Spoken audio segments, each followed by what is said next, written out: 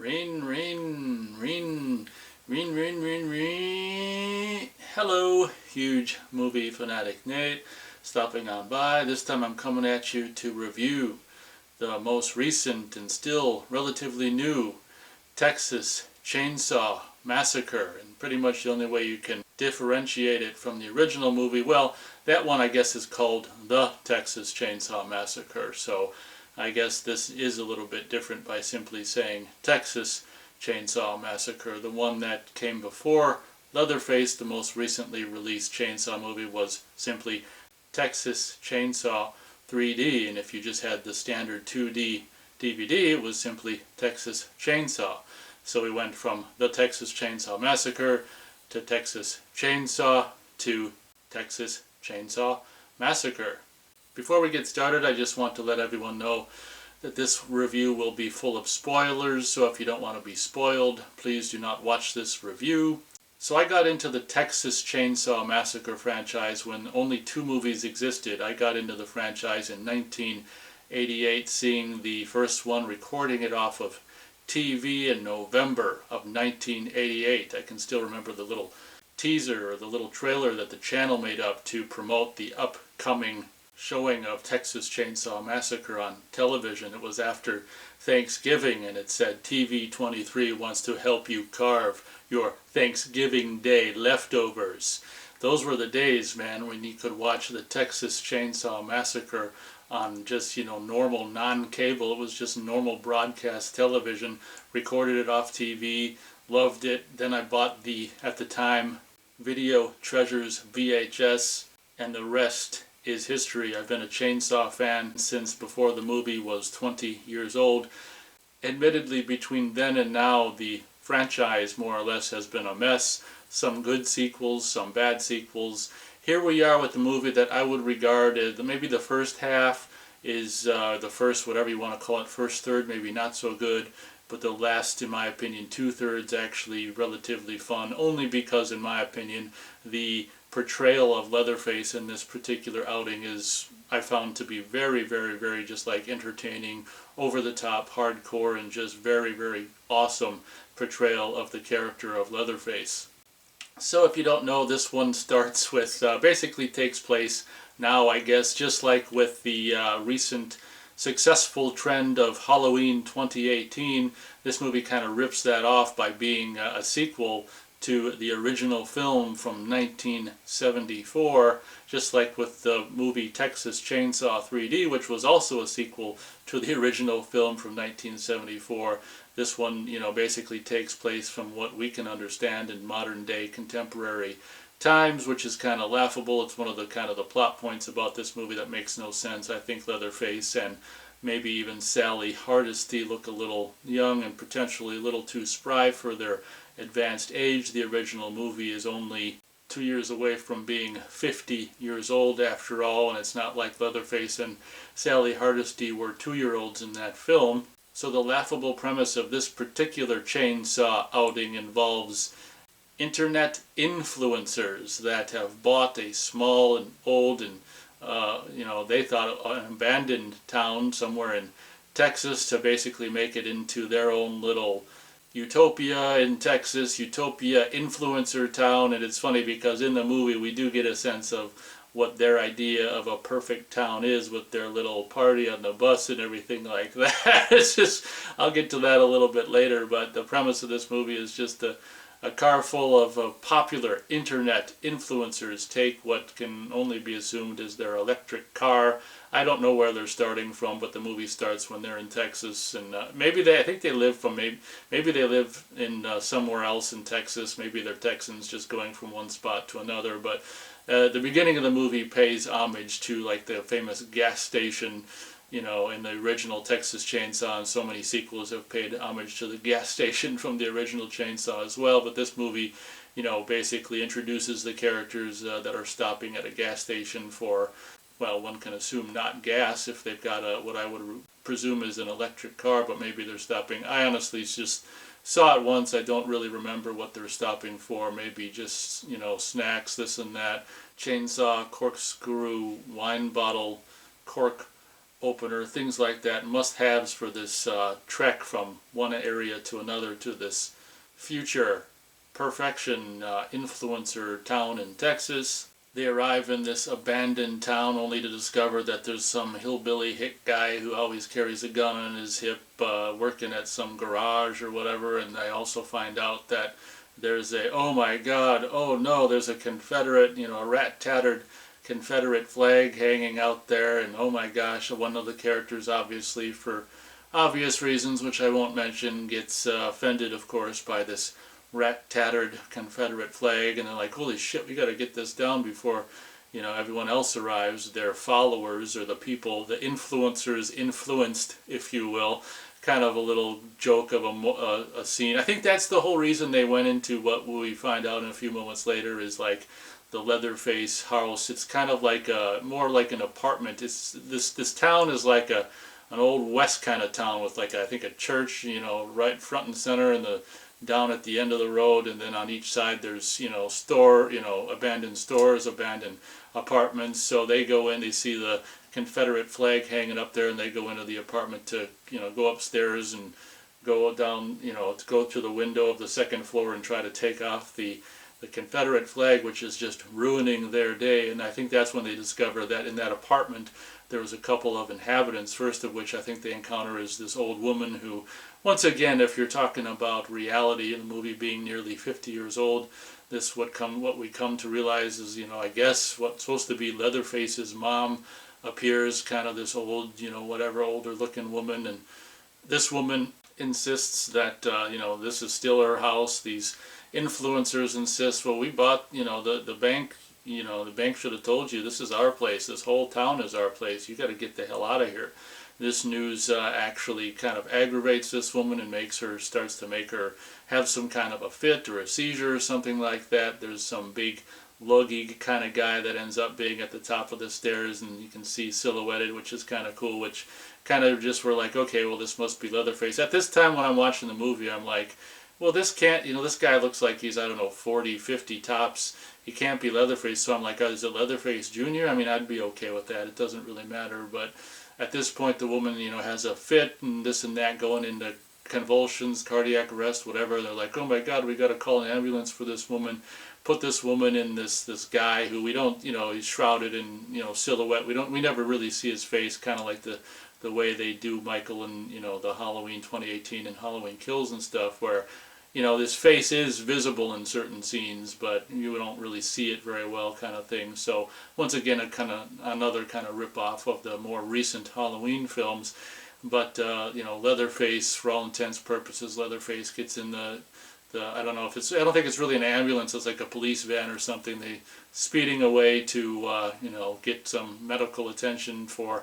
At this point, we don't really know it's Leatherface, but I guess as the time, as the movie wears on, we can only assume it's Leatherface and his mom. At some point on this trip on the road, kind of desolate Texas road, I think on the way, on the road or something, maybe the woman dies, which sends this nondescript, Leatherface character is not currently wearing a Leatherface, into some kind of pissed off mode, understandably. These frickin' influencers show up and ruin their day, basically killing the mom, and he goes crazy. And I will admit, the movie up until this point is kind of just boring, laughable, annoying, influencer characters and stuff. But I will say, and in my opinion, once Leatherface starts his killing, which happens here, and I think the first kill is basically he takes there's some cop, in the back of the van with him and his mom or whatever, and he's going nuts, and he basically, I don't know if some cop takes a swing at him, but he grabs his arm and like breaks it,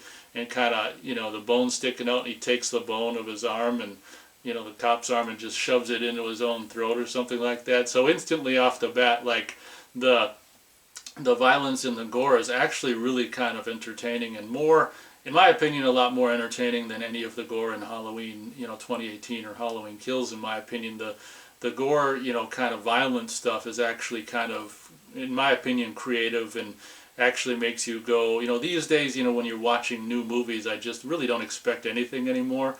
And honestly, because of the way the movie was going up until this point, I was actually like surprised, like, wow, that's really actually kind of cool. So he kills that guy, and then I think the the guy accidentally, he has a gun in his other hand, and he puts it up, and Leatherface grabs his hand and just so happens to shoot, the driver of the van in the back of the head, so the van goes off the road and crashes into some piece of farm equipment. And there's some kind of suspenseful scene where there's this blonde who's, one of the influencers is in the passenger seat she was going with to see if the woman would be okay. And she's kind of locked in, trapped in the vehicle and dazed and stuff. Meanwhile, this nondescript hulking kind of guy drags the dead woman's body outside and into the field. And I love how it's portrayed where it's kind of not, we kind of don't see it clearly. She's just in the background doing something around her face, and I'm like, oh man, he's cutting off her face, isn't he?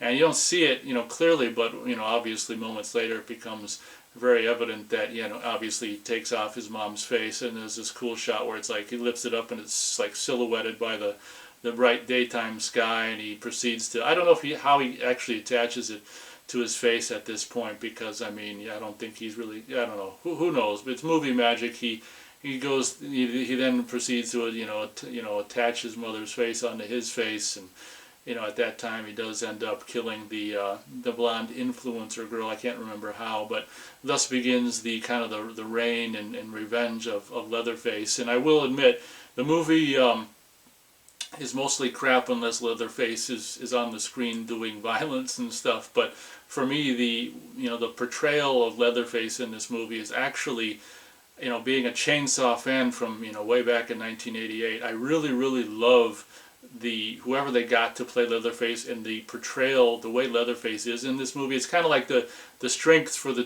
two recent Halloween movies for me is, one of the top strengths is just Michael Myers and the way that character is portrayed. Very, very faithful to the original movie and original couple movies or whatever.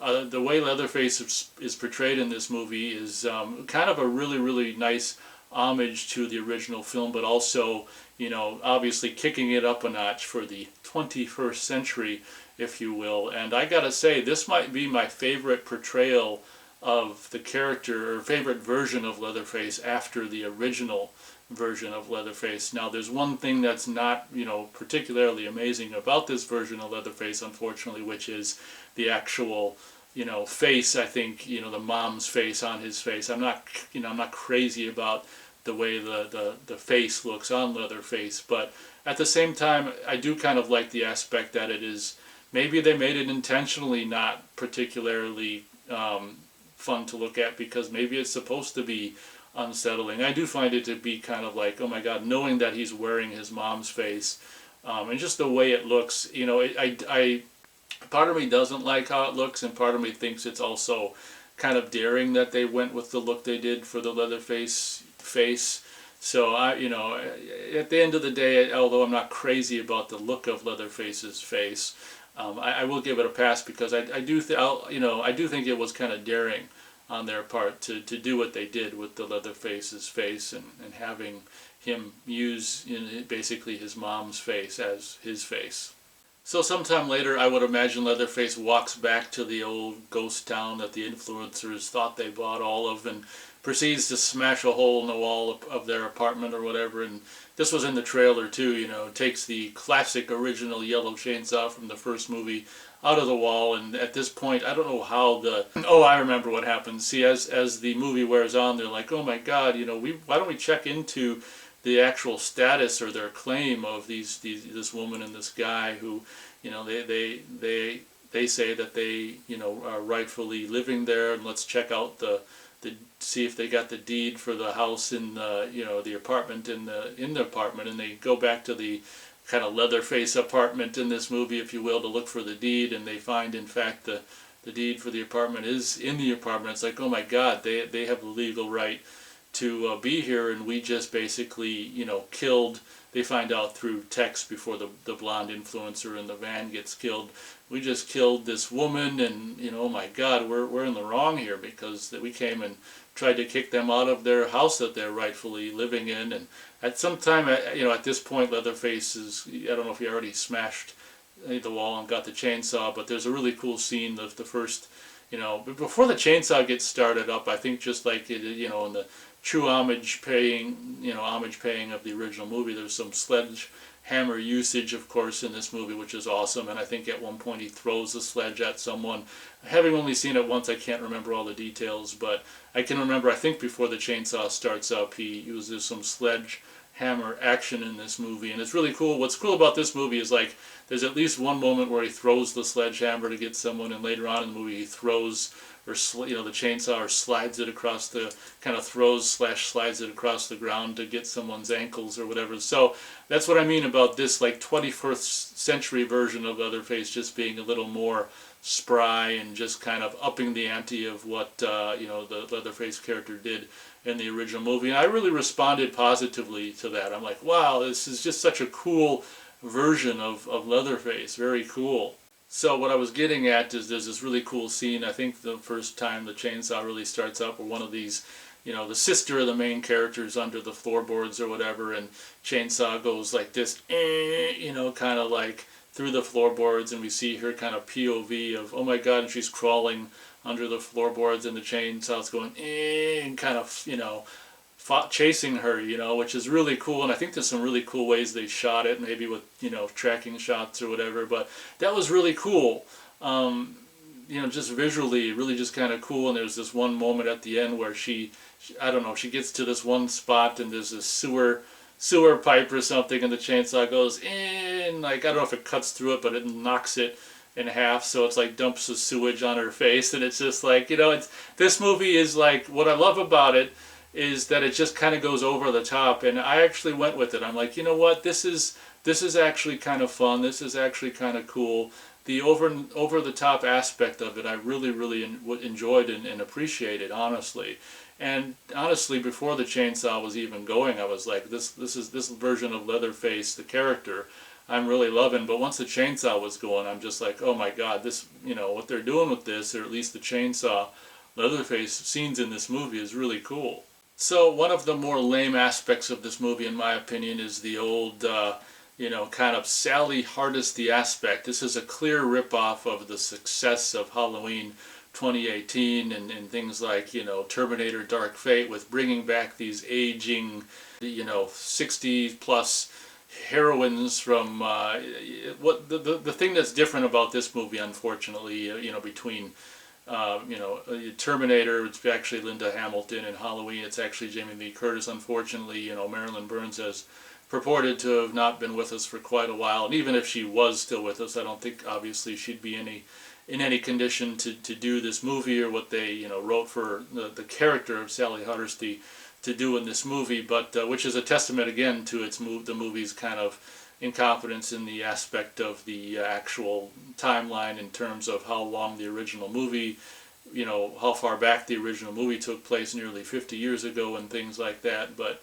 this version of Sally Hardesty is just a shell of a character who's just age, she's probably, I don't know what she is in this movie, 60, 65, whatever, still thin, but she's got absolutely no character in this movie at all. If you're like a Chainsaw fan of the original movie and excited about the character, of Sally Hardesty returning, albeit, another actress, obviously, don't even get excited at all, because the Sally Hardesty aspect of this movie, in my opinion, is just kind of a lame attempt to capitalize on, an aspect of Halloween 2018, the vengeful Sarah Connor-ish 60-plus trying to get revenge on this guy who ruined her life when she was younger. The Sally Hardesty aspect in this movie is very unentertaining, in my opinion. And it's just like, honestly, you're not even rooting for Sally Hardesty, you're rooting for Leatherface. And let me get to one of, obviously, the standout scenes in the movie, where there's during their influencer, they bust in, I don't know if I even told you, but they bust in a whole group of followers of these influencers to come and celebrate the purchasing of this town, and the beginning of making it influencer haven, or whatever the hell plans they got for it, putting up black lights all over the city, and doing all this and that, and who knows what the hell plans they got for it. Webcams in every 2 feet or something like that, so they can constantly be on camera and live streams and selfieing, and who knows what else. That would have been funny if they documented some of their setting up of just webcams in every other frickin' couple feet, and just, oh my god, that would have been funny. But it would have made the movie even longer. Oh, that's one thing I wanted to mention too is this movie is very, very short, kind of the same length as the original movie, which I also, and in this age of movies being like Halloween Kills, it's like 15 minutes shy of being like 2 hours long or something like that, and it's just like,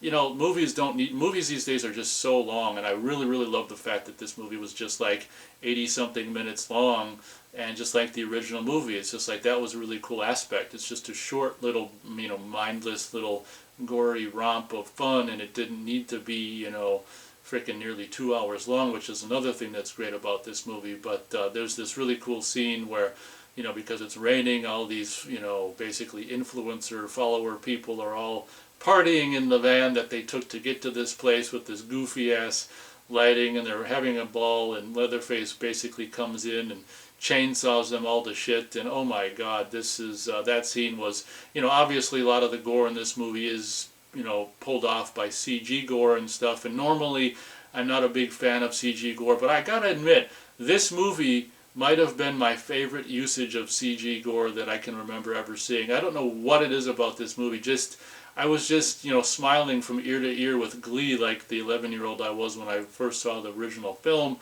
When Leatherface was killing people, it was just like, oh wow, this version of Leatherface just is so cool, and he's got the old original chainsaw, and it is just like, even if it is CG gore, it's so fun what he's doing. He goes in. What's so funny is he goes into the bus, and I don't know, he just shows up, and what's so funny is they cut to all the people in the bus, and all as if they're just all all at once, they just raise their phones. They're like all live streaming, raise their phones all at once to show Leatherface, and he comes at them and starts hacking them to pieces. And there's some really cool bits where you can see on their phone screen the chat and the live stream, and I didn't read all of them or whatever, but I remember one of them said like, oh, that looks so fake when people are getting killed and hacked up and stuff, which is really a cool kind of making fun of these influencer kind of, whatever the hell kind of people, online streaming people and whatever, maybe the youth of today would just live online and stuff. I really thought it was a fun way to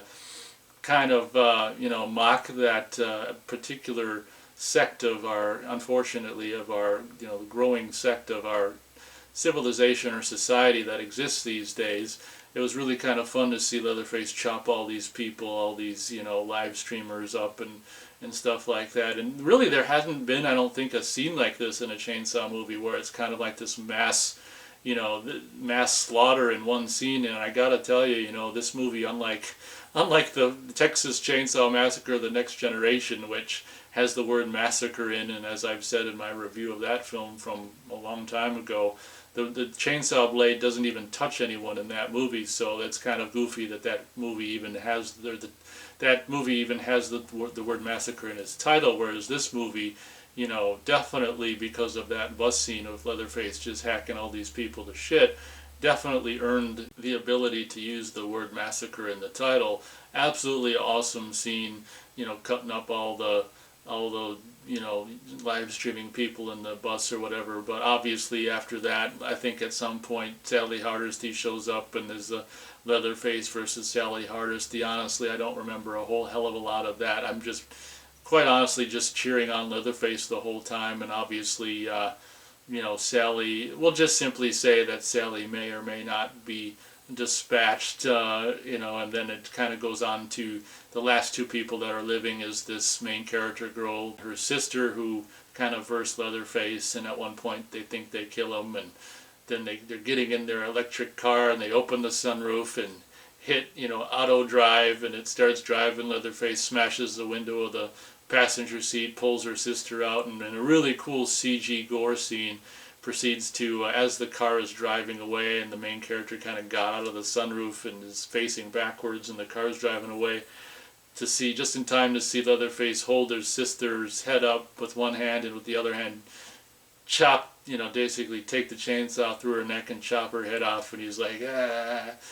And at that point, it's kind of like an homage to the original movie where Sally is, being driven away in the back of the truck. In this 21st century chainsaw movie, the main character, heroine or whatever, the final girl, is being driven away by an auto-driving vehicle as, she's sticking out of the sunroof. And it's kind of great how Leatherface got the head and then proceeds to do a few swipes of like the saw, kind of obviously, you know, doing a tribute to the end of the first film. And for my money, there could have been a few more swipes on camera, you know, with him swiping the saw and holding the head at the same time before they cut. They only got like 1 or 2 in, and then it cuts and it's the end of the movie. But so at the end of the day, this movie I think is really not that interesting when Leatherface is not on the screen. But when he's on the screen, you know, doing what he does best with this, either a sledgehammer or a chainsaw or whatever,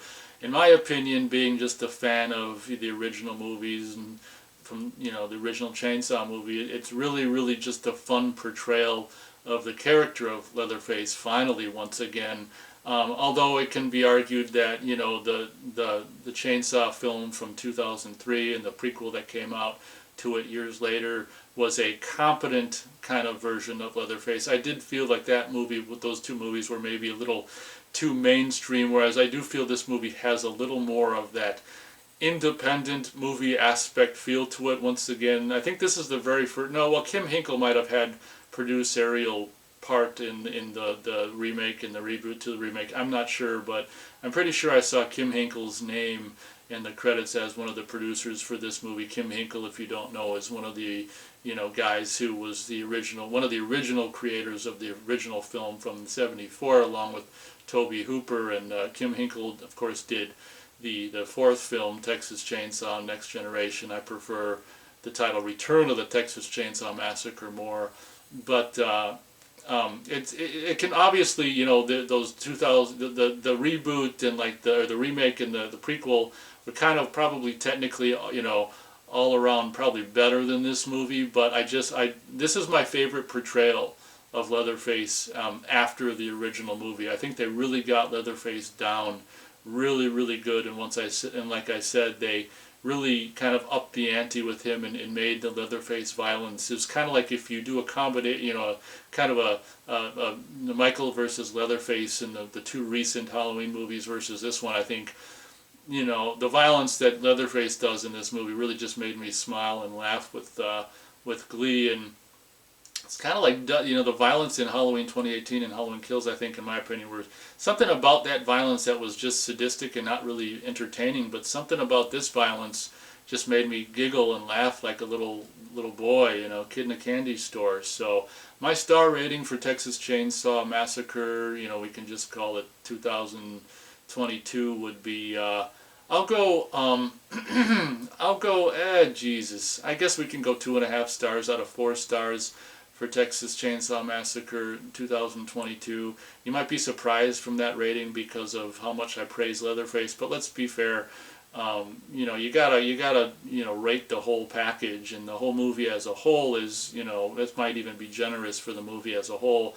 But, you know, having said, you know, or shared the star rating with you guys, I don't want to make you guys or misunderstand me. The Leatherface, you know, I just want to make it very clear that in my opinion, the Leatherface mayhem in this movie is so delightfully enjoyable that it's really a movie that I would recommend if you've got, unfortunately, Netflix. I just hate this era we're living in where it's like this, you know, this is the first Chainsaw movie that was like made for Netflix and exclusively came out on Netflix. I don't have Netflix. Luckily, a good friend of ours does and let us use the Netflix to watch this. I'm really hoping that this ends up coming out on Blu-ray. I'll be actually very pissed off, honestly, if this never ends up coming out on Blu-ray, and I'm kind of fearful it never will. But oh my God, it's just you know, just a testament to the times we're living in. Can you imagine this never coming out on Blu-ray and never being able to really even like technically own this movie? That would just be a bummer. But we can hope. I don't know how much Netflix stuff, you know, made for Netflix stuff comes out on physical. I'm not 100% sure. I don't follow a lot of, generally don't have any interest in made for Netflix stuff. So that's the one unfortunate thing about this movie, and just the times we're living in. It's just like, oh my God, it's a Texas Chainsaw Massacre about, you know, internet influencers, and it's a Texas Chainsaw Massacre made for an internet streaming service, and if we're unfortunate or if we're unlucky, this movie may never even be on physical media. Let's keep fingers crossed, and not flipping you off, I'm doing fingers crossed, and hope and hope and hope that this comes out on Blu-ray, because in my opinion, definitely, you know, a whole hell of a lot better than the more recent, most recent Chainsaw film before this one, Leatherface, which was such a disappointment.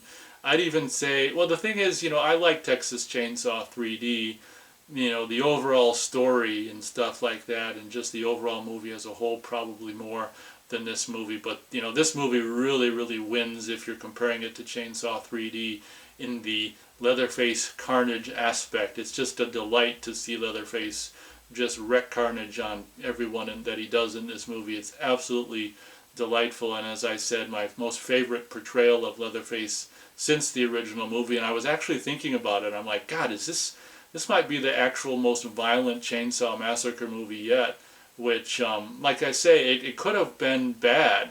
Like, I find some of the the violence in the more two recent Halloween movies to not be particularly completely enjoyable per se, whereas somehow the violence in this was just, as I said, very fun. So I guess that'll pretty much do it for my review of this film. As I said, it's just such a bummer that we live in this era where it's just like you've got movies that are made, you've got, you know, a plethora of these streaming services and movies and shows that are made specifically for individual streaming services, and just, it's just like, oh my God, it's absolutely pathetic, and it's going to be very, very pathetic if this movie never comes out on disc. So once again, let's hope it does. Hope you guys enjoyed my review. Thanks a lot for watching, and as always, we'll catch you on the next one.